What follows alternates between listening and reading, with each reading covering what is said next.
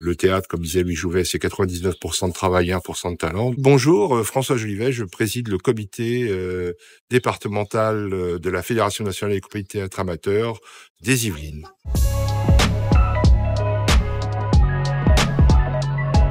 Le comité regroupe à peu près 500 comédiens, 48 troupes, et les missions du comité, c'est principalement la programmation d'événements, de la formation, de la communication et de l'aide et du soutien aux compagnies dans leur quotidien. Je suis comédien amateur depuis plus de 40 ans. J'ai adhéré à 5 troupes dans les Yvelines et en Île-de-France. Elle me vient un peu de ma timidité que j'ai voulu combattre. Il me reste encore quelques pas à faire, mais je suis sur la bonne voie. C'est un bon moyen d'aller au-delà, d'être en complicité avec les autres, de se découvrir soi-même et puis de partager de grands moments de plaisir et de joie, à la fois en offrant du bonheur au public et puis, bien évidemment, de la complicité collective. Nous pratiquons cette passion de manière assez simple. On répète, parce que le théâtre, comme disait Louis Jouvet, c'est 99% de travail et 1% de talent. Donc il faut répéter 1 fois, 2 fois ou 3 fois par semaine pendant quelques mois, puis ensuite eh bien, on produit soit dans sa ville, soit dans ce centre culturel, soit un peu plus loin. Voilà. Je pense que c'est une passion qui vous prend. Je pense que c'est aussi la rencontre avec les autres, et ça, c'est essentiel.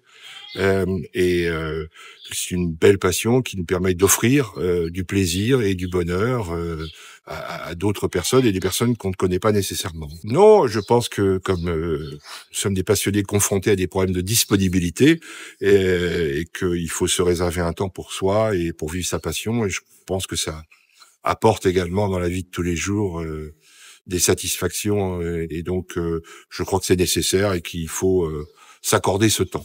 Des souvenirs, on en a plein, d'avoir fait des tournées dans les Alpes de Haute-Provence, d'avoir joué avec la troupe actuelle des Ballades de Marly à la Criée à Marseille. Les souvenirs, c'est important, mais ce qui est encore plus important, c'est comment demain on va pouvoir jouer à nouveau et se reproduire. Ils se portent plutôt bien, on a une difficulté parfois à trouver des salles, et puis on a une nécessité à la fois de rajeunir nos adhérents et aussi de rajeunir nos publics. Et c'est pour ça qu'une opération comme Théâtre à la ferme est intéressante, parce qu'elle nous permet d'aller à la conquête, entre guillemets, d'autres publics. Le concept est assez simple. Il s'agit de programmer des spectacles de théâtre dans des fermes qui ont l'amabilité et la gentillesse de nous accueillir sous une forme la plus simple possible.